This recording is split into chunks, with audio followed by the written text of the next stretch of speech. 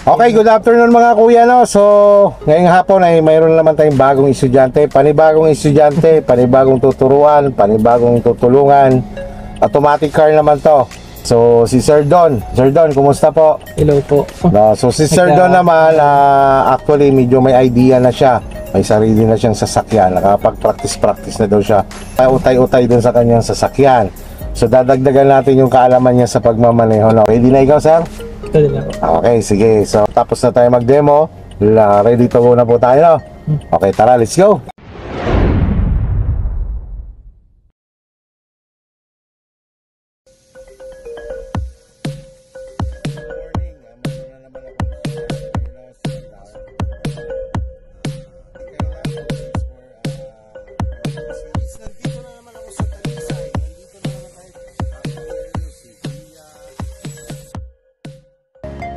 Sige, refresh mo na. Signal kaliwa.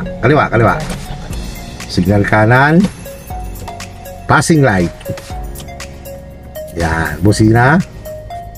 Yan. Kasi yan yung mga possible na magagamit natin along the way ngayon. Ano? Sa pag na-set mo na yan, focus ka na sa una. Yan, pagka ganyan, tama lang yun sa unang movement mo. Ganyan. Hindi ako nagagas. Tapos ngayon, siyempre, magdadagdag tayo ng speed ngayon. Dagdag ikaw ng speed, gradual lang. Signal mo na ikaw sa kaliwa, tingin sa kaliwa. Wala? Gas ikaw ng bahagya. Sige, kailangan pag naglilipat tayo ng linya, gas up. Yan. Patay mo na si signal light. Sige, gas lang ikaw. Halimbawa, katulad nito, hanggang 40 lang tayo dito.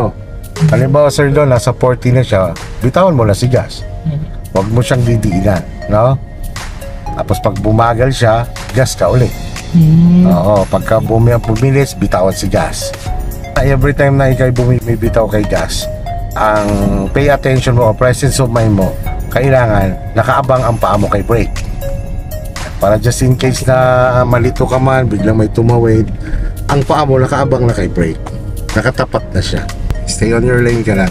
So Sir Don, no, bigyan lang kita ng safety reminders ulit, no? Pagka umiikot ka, nagmamaneuvering ka, dito pa lang aralin na natin, consider na natin na itong kalsada to maraming dumadaan. So laging ang pag-check ko na yan dito, yung tulad ng sabi ko sa'yo. Signal na ikaw kasi intention mo na, lagay mo sa drive, check, double check. Wala? Move na ikaw. Pag move mo, sabay ikot na lang manubela, ha? Ikot tayo. Hindi ka naman mag-gas dyan, basta bahagya lang. Yan. Pagka ganyan, isa lang muna. Pag humarap ang kotse mo, yan, isa pa. Yan. Okay, Sir Don, nandito na tayo sa loob ng Mountain Rock. So, aralin natin dito yung mga pagliko or sa mga makikipot na kanto.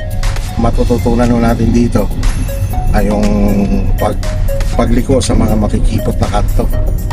Ikaw naman naka-encounter ng ganito kakipot, so malayo pa lang nga, i-visualize mo na siya. Sige, forward lang nga, dahan-dahan lang. Sikreto dyan, dahan-dahan lang. Katulad yan, tingnan mo ha. Itong portion na to, tingnan mo, alay naman siya sa kalsada, di ba? Hindi naman siya tumutumbok doon. So, ibig sabihin, tuwid mo lang ang manubela mo. Sige, forward lang ikaw. Yan, sige lang, forward lang. Tapos sa mahalaga itong portion na to rin na Sir Don, kailangan naka-align din siya sa linya ng kalsada o sa edge ng kalsada. Diretso na po ito? Diretso yan, kasya yan. Tingnan mo, stop. Di ba, tingnan mo yung gilid mo. Malaki pa siya.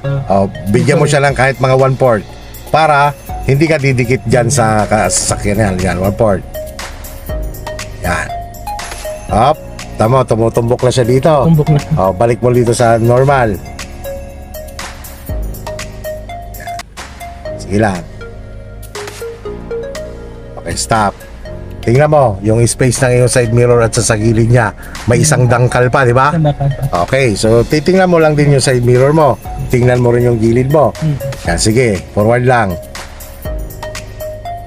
Okay, so pwede mo pa siyang pihitan ng konti, di ba? Sige, pihitan mo pa ng konti. Kunti lang.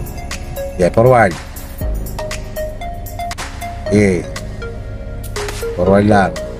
Okay, forward. Up.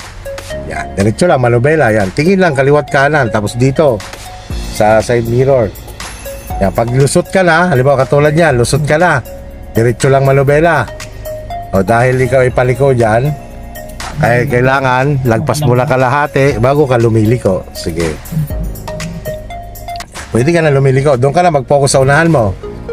Kasi kahit kumabig ka dyan, hindi ka na sasabit kaliwat kanan mo. Kasi lumagpas ka na ng kalahati sa kanya eh. Diba, kasya? Ang sikreto doon, dahan-dahan. Yan. Dahan-dahan, tingin.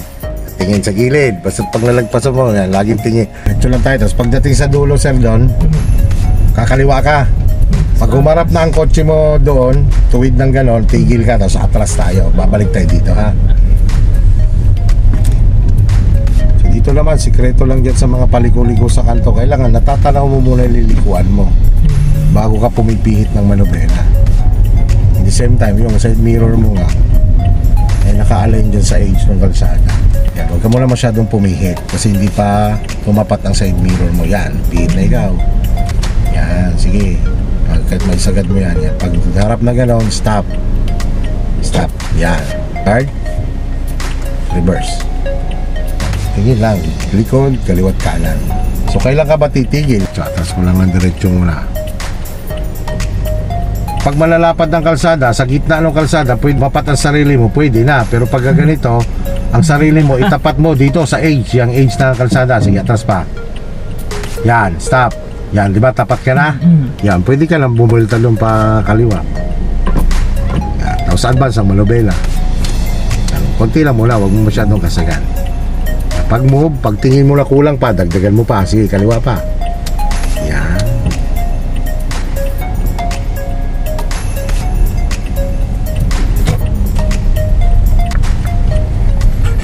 Yan, ganyan lang naman. Sikreto lang talaga dito. Dahan-dahan lang, tingin lang talaga sa bawat gilid. Sa side mirror.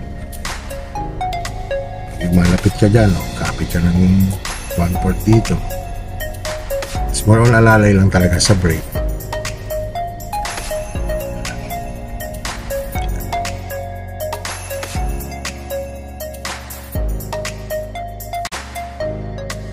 Sige lang. Dagdag pa manubela.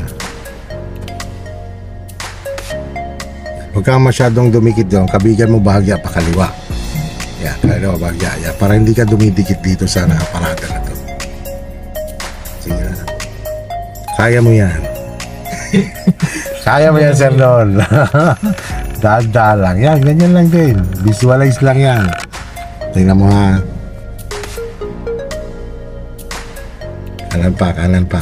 Okay, kanan pa. O, kanan mo pa. Kaya stop. Di ba, diretso na.